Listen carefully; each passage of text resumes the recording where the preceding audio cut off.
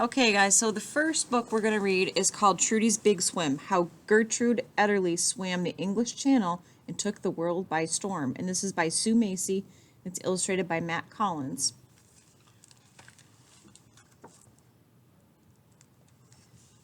All right, there's Trudy. Her real name's Gertrude, but her nickname was Trudy.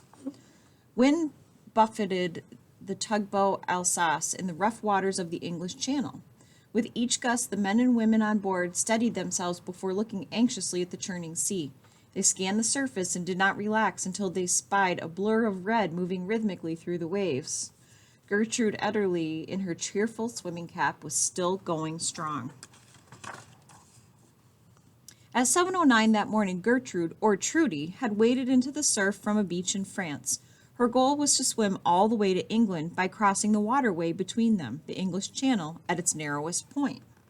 The distance measured about 21 miles on a map, but no one could swim across the channel in a straight line. Changing tides and swift currents threw swimmers off course, adding many miles to the journey.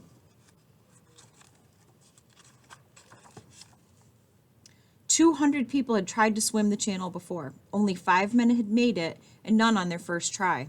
They had to overcome violent storms, numbing cold, exhaustion, leg cramps, painful jellyfish stings, and ongoing fears about sharks.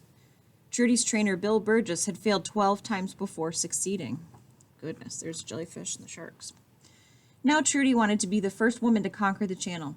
"England or drown is my motto," she had told reporters the day before. "I could never face people at home unless I had got across." She's very brave. Trudy was still smarting over her failed channel attempt the previous August. She was not used to failure. At a time when female athletes were finally starting to make headlines on the sports page, the New York Times had called Trudy, quote, the greatest freestyle swimmer of her sex ever developed.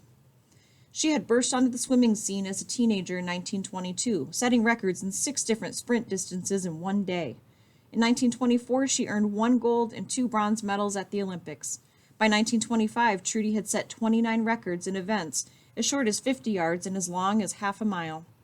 That year, she proved she could conquer longer distances, finishing a 22-mile swim from her hometown of New York City to Sandy Hook, New Jersey, in 7 hours and 11 minutes. Goodness.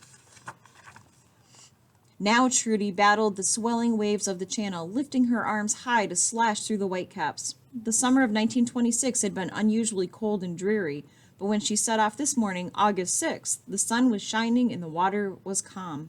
Everyone was in great spirits. The crew on the Alsace, Trudy's father, her sister Margaret, Bill Burgess, and a few others, sang along to phonograph, record player, records to encourage her. The Star-Spangled Banner, Let Me Call You Sweetheart, and the Sidewalks of New York. Trudy swam to the rhythm of the songs and joined in during breaks to rest and eat. The rules forbade channel swimmers from touching boats or other people during their crossings, so food was delivered from the Alsace in a net at the end of a pole. Trudy treaded water as she drank chicken broth from a baby bottle and gnawed on a leg of fried chicken. Holy cow. But around noon, while Trudy was eating, the wind picked up and the water became choppy. Conditions only got worse as the afternoon wore on. Trudy had to dodge chunks of driftwood stirred up by the current, along with slimy, poisonous jellyfish hurled at her by the waves. Yuck. By 6 p.m., Bill Burgess began to fear that she would be injured if she kept swimming. Others aboard the Alsace grew worried too. Finally, someone shouted, "Come on, girl, come out!" But Trudy, who was as determined as ever to finish, yelled back, "What for?" Her response set off a round of cheers.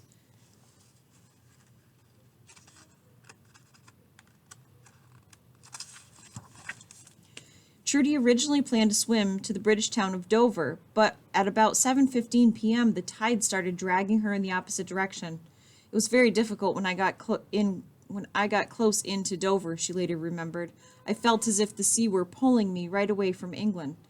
Burgess quickly readjusted Trudy's course and told her to head northwest to the village of Kingsdown. That would add 5 miles to the trip. Oh my goodness. Despite the setback, Trudy continued swimming. By now, she'd been in the water more than 12 hours. The coats of grease she had slathered on her body to keep warm had worn off. She was freezing and so very tired. As the sky grew dark, Trudy began to wonder if she would fail to accomplish her goal again.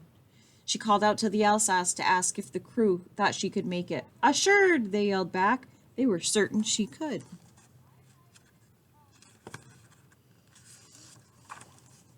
Not long after that, Trudy began to see bursts of red and green in the distance. News of her approach had spread along the coast north of Dover, and thousands of people had come out to greet her, lighting bonfires and colorful flares. That's cool. Those with automobiles directed their headlights out to sea. A searchlight scanned the water, settling on the Alsace and the lone figure who propelled herself through the waves below. There's the boat, and there's Trudy. That figure continued to draw closer until finally at 9:48 p.m., Gertrude Elderly rose out of the water and stood on the English shore just north of Kingsdown Beach. She had crossed the channel in 14 hours and 39 minutes. Not only was she the first woman to complete the swim, but she also beat the record of the fastest man by close to 2 hours. So she swam for 14 hours and 39 minutes. Goodness. After spending so long in a cocoon of water, Trudy needed a moment to adjust to solid ground, but swarms of well-wishers descended on her, reaching out to shake her hand or pat her on the back. Trudy started to panic and was relieved when her father and sister came on shore and directed her to a rowboat. She climbed in quickly and returned to the quiet calm of the Alsace. As the Alsace headed to Dover, newspapers around the world rewrote the lead stories for their next editions. "The Channel conquered by a girl," screamed the front page of a British daily. "One of the greatest athletic achievements of all time," declared a German tabloid. Trudy left it to others to consider the meaning of her success. She made her way to Dover's Grand Hotel, where she scarfed down 4 ham sandwiches and some juicy, fresh tomatoes. Then she took a long, hot bath and crawled into bed for a well-earned rest. The end. What a great story. I can't believe that she was the first woman to swim across the channel, and she beat the men's record by almost 2 hours. That's amazing. I hope you guys liked that story. I loved it.